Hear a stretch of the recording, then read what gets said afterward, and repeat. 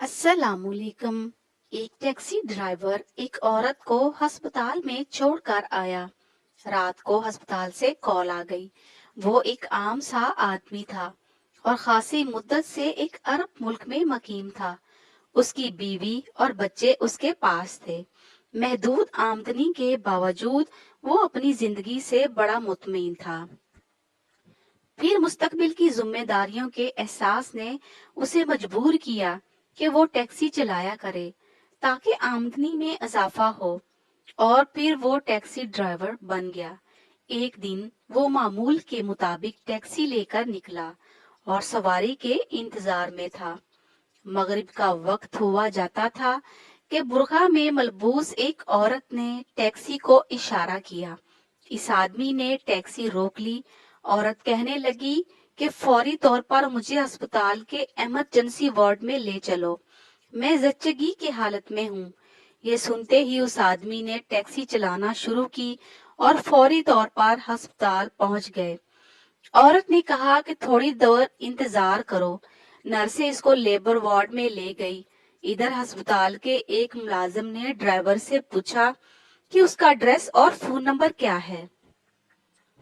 इस आदमी ने इसको मामूल का समझा समझा क्योंकि वो मरीजा को लेकर आया था। चुनाचे वो अपना नंबर देकर चला गया। रात के वक्त इसे अस्पताल से फोन आया कि तुम्हारे यहाँ बेटा पैदा हुआ है, लिहाजा फौरी तौर पर अस्पताल आ जाओ। इस आदमी ने जवाब दिया कि तुम्हें कोई गलत फहमी हुई है, मेरी एक बीवी है जो कि घर में है। अस्पताल के मुलाजिम ने कहा कोई बात नहीं, तुम एक मरतबा आओ तो सही, तुम्हारा आना बहुत जरूरी है। थोड़ी देर के बाद टैक्सी ड्राइवर पहुंचा और स्टाफ से झगड़ा शुरू कर दिया कि तुम लोगों ने मुझ पर नहायत ही घटिया इल्जाम लगाया है। अल्लाह का शुक्र है कि मेरी बीवी को पता नहीं चला, वरना घर में क्यामत बर्पा हो जाती कि मैंने एक और शादी कर रखी है। मुलाजमीन ने कहा कि इसमें हमारा कोई कसूर नहीं। जिस औरत को तुम टैक्सी में लेकर आए थे, उससे जब पूछा गया कि तुम्हारा खामद कौन है, तो उसने तुम्हारा नाम लिया। बच्चे की पैदाइश के बाद इस औरत ने यही कहा था कि इस बच्चे का बाप टैक्सी ड्राइवर है और वही मुझे अस्पताल में छोड़कर गया है। वो आदमी कहने लगा कि मैं अल्लाह की पनाह मांगता हूँ, ये बिल्कुल बहतान है। ये तो घर बैठे मुसीबत मेरे गले आन पड़ी।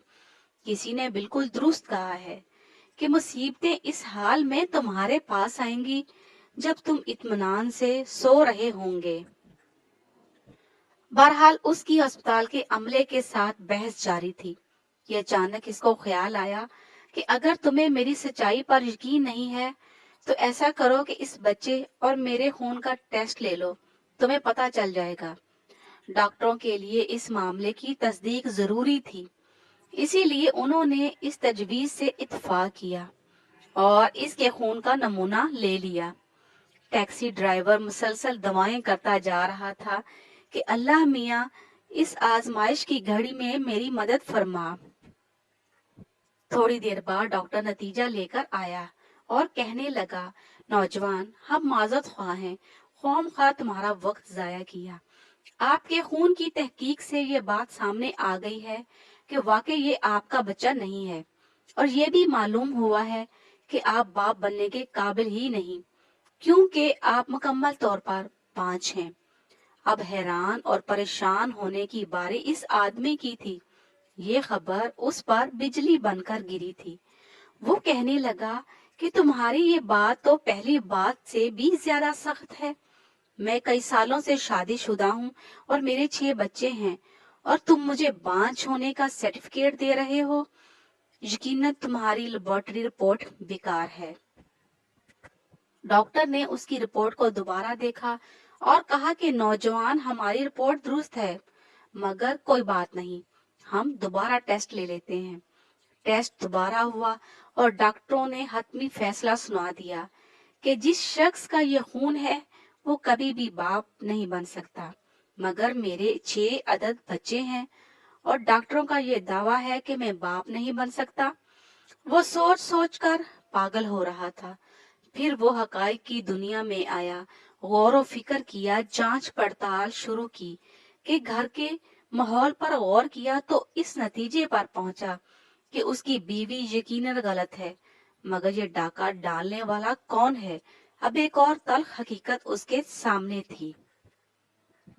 اس کے قدموں تلے سے زمین نکل گئی کہ اس کا حقیقی بھائی، جو کہ عمر میں چھوٹا تھا اور وہ اولاد کے برابر جگہ دیتا تھا، جو شروع سے اس کے گھر میں مقیم تھا، اس نے موقع سے ناجائز فائدہ اٹھایا اور اپنی بھابھی کے ساتھ اعتراف کر لیا۔